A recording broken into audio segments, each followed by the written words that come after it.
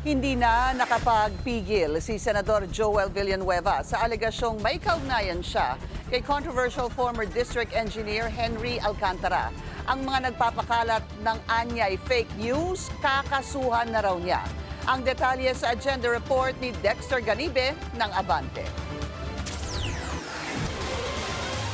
Bakit? Bakit ako? Bakit ganun? Bakit sa akin tinuturo? Hindi ba napakaklaro dahil tatamaan na sila ngayon? Umalma si Senador Joel Villanueva sa umano'y pag-single out sa kanya at pilit na pag-uugnay sa kanya sa pinakakontrobersyal na opisyal ng DPWH ngayon na si Engineer Henry Alcantara na dating district engineer ng Bulacan. At iniuugnay sa kanya ang isyu ng mga maanumalyang flood control project sa lalawigan. Kasunod ito ng mga kumalat sa social media na larawan at video na kasama niya si Engineer Alcantara.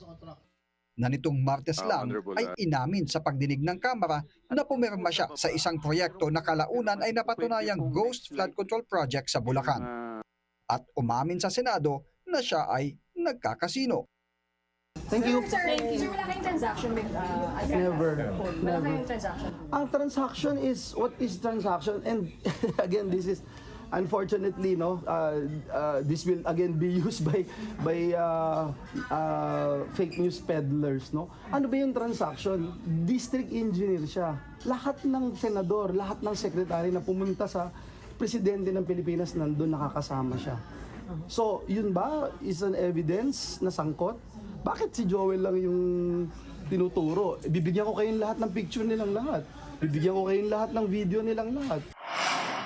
Ang tanging nag-uugnay lang anya sa kanila ni Alcantara ay magkababayan sila, parehong mula sa Bukawi, Bulacan. Pero sa nakalipas na 3 taon na niyang pagpuna sa mga pagbaha sa Bulacan, aminado si Villanueva na hindi niya personal na nakompronta si Alcantara. Na-confront nyo ba si Alcantara Hindi sa pa. last 3 years na pagbabaha na Pero pinupuntahan nyo? Nandito siya. I mean, Nandito siya nung hearings. Nandito rin kayong lahat. Duda ni Villanueva, ang mga nasa likod ng mga maanumalyang flood control project sa Bulacan ang silang nagpapakalat ng mga video at larawan nila ni Alcantara at pilit siyang iniuugnay sa anomalya. Yung mga nag-spread ng fake news, nag-usap na ho kami ng mga lawyers namin. Itong spreading of lies, it's too much. It's too much and if not ridiculous and preposterous.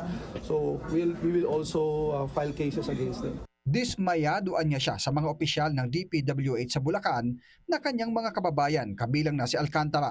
Pero pinuri naman niya na kahit papano ay naging honest si Alcantara sa mga pagdinig, maging sa puntong pag-amin na nagkakasino siya, na kapag napatunayan sa korte, maaring humantong sa pagkakatanggal sa trabaho at hindi na makakahawak pa ng anumang posisyon sa gobyerno. Para sa agenda, Dexter Ganibe, Abante!